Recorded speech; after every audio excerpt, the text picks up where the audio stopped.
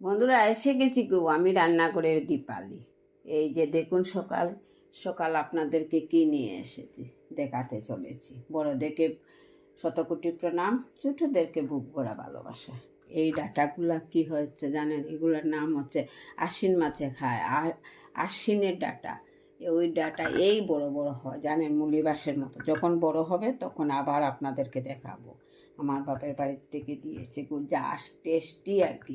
একদম ছাবড়া নেই, কাঠা নেই, কিচ্ছু নেই, এত নরম। 4 গোটা আলু দিয়ে আজকে একটা রেসিপি করব। আলু, এই যে আলু আর ডাঁটা কেটে নিয়েছি, ধুয়ে পরিষ্কার করে নিয়েছি। সঙ্গে দেব লোকাল জাপানি মাছ দিয়ে একটা রেসিপি করব। সঙ্গে থাকুন, দেখুন। কড়াইটা বসিয়ে রেখেছিলাম, আঁচটা বাড়িয়ে দিলাম। অল্প তেল দিয়ে মাছগুলা ভেজে নেব। তেলের মধ্যে অল্প নুন ছিটিয়ে দিলাম। কড়ার সম্পূর্ণ গায়ে তেল লাগিয়ে নিচ্ছি। নুনটা দিয়েছি যাতে মাছ কড়ার গায়ে না লাগে। তেলটা পুরা দমে গরম হয়ে তেলটা গরম হয়ে আসছে, মাছটা দিয়ে দিচ্ছি।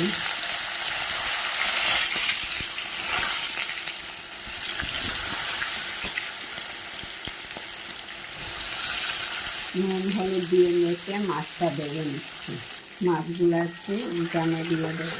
দেখুন, তেল এই যে নুন দিয়েছি, তার জন্য একটা মাছের আর নিচে লাগছে না। ভাজার পরে যে তেলটা বেঁচেছিল ওইখানে মেথিগুলা দিয়ে দিচ্ছি। এবারে দিয়ে দেব কেটে রাখা ডাঁটাগুলা, এই যে ডাঁটা আর আলু। এবারে দিচ্ছি স্বাদ মতো বা পরিমাণ মতো নুন, আর দিচ্ছি 1 চামচ হলুদের গুঁড়া। আবার ভালো করে ভেজে নেব। নুন হলুদ দিয়ে ভেজে নিয়েছি। এবার দিচ্ছি শুকনো লঙ্কার গুঁড়া আর জিরার গুঁড়া দিয়ে আবারও ভেজে নেব। ভালো করে ভেজে নিয়েছি। দেখুন, ডাঁটা আলু সব মশলা দিয়ে এবার নুন দিয়ে দেবো। শুকনো হয়ে গেছে একদম। এই যে নুনটা দিয়ে দিচ্ছি। এবার মাছ দিয়ে দিচ্ছি। এই যে ভেজে রাখা মাছগুলা দিয়ে দিচ্ছি। এই যে 2-1টা কাঁচা লঙ্কা চিড়ে রেখেছিলাম, দিয়ে দিয়েছি। ডাঁটা আলু জাপানি মাছ দিয়ে যে রেসিপিটা করেছি, আমার সম্পূর্ণ রেসিপি হয়ে গেছে, নামিয়ে নেব। আমার এই রেসিপিতে যদি কোনো নতুন ফ্রেন্ড এসে থাকেন তাহলে আমার চ্যানেলটাকে ফলো করবেন, আমার পাশে থাকবেন। না হয়ে আসছে, নামিয়ে নেব।